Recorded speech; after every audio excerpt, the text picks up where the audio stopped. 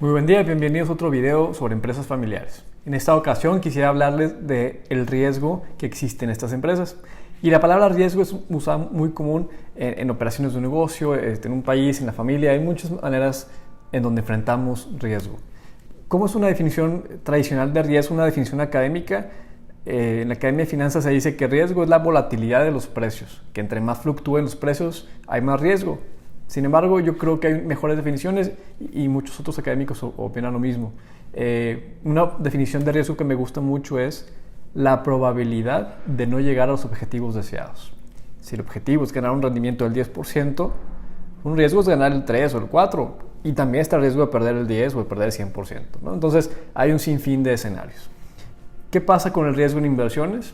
Lo que hacemos hoy, lo que hacemos en inversiones es invertir un capital hoy con la esperanza de tener mayor capital en el futuro. Invertimos flujo efectivo hoy para después tener mejores rendimientos. Esa es la lógica de cualquier riesgo que tomamos. Entonces, subjetivamente, cada quien va a ir evaluando si conviene o no tomar ciertos riesgos.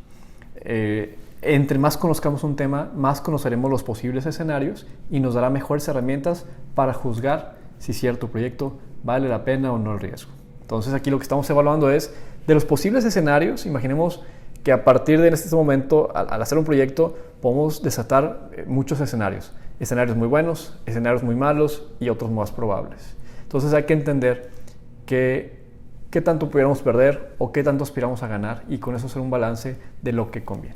Específicamente en la empresa familiar, ¿cómo podemos identificar los riesgos? Está la tradicional matriz de riesgos, donde se evalúa en un eje la parte de la probabilidad de que ocurra, si es baja, media o alta, y por otro lado, que si ocurre, ¿cuál sería el impacto? Entonces, un ejemplo clásico. Hacer una campaña publicitaria que no salga bien, pues la probabilidad es alta y el riesgo es bajo. El impacto sería bajo. Entonces, si no sale bien, pues se hace otra campaña y no pasa nada. Si hay buena experiencia, pues la probabilidad será menor, entonces no hay que tener cuidado.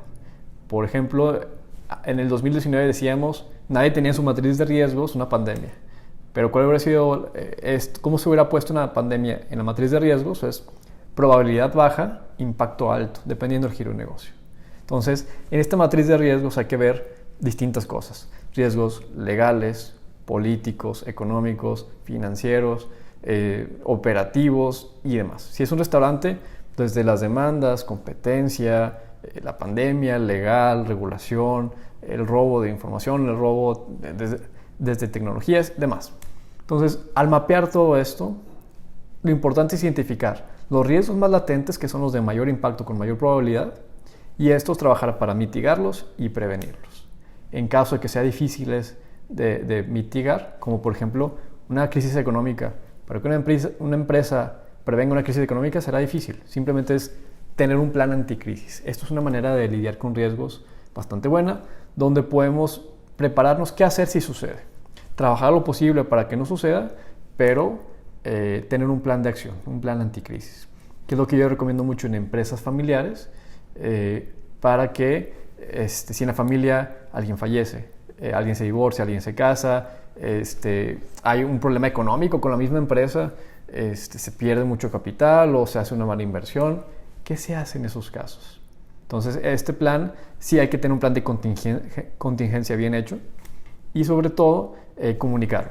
Comunicar esto va a ser clave porque si se tiene el plan escrito y guardado, de nada va a servir cuando se necesite. Entonces, dependiendo de la situación, incluso simulaciones, una práctica, a ver qué se haría en esa situación para ver cómo va a reaccionar el equipo de trabajo y así mitigar los riesgos y mejorar en el largo plazo. Entonces, en la empresa familiar están los riesgos tradicionales de cualquier empresa, pero también están los riesgos de la familia, que hay un mal manejo, que hay un pleito entre hermanos, que sin fin de cosas que complican un poco más la empresa familiar, porque la empresa familiar tiene sus riesgos adicionales, pero también tiene sus beneficios adicionales. La unión que tiene una familia, el manejo que se pueda tener en conjunto, sin duda es una herramienta que una empresa no familiar, que una empresa más institucional no tiene, quizás. El sentido de pertenencia o el deseo de sobresalir a como de lugar en el negocio. Entonces, este es un tema bien interesante que nos pueden contactar para buscar a más profundidad los riesgos en la empresa familiar. Muchas gracias.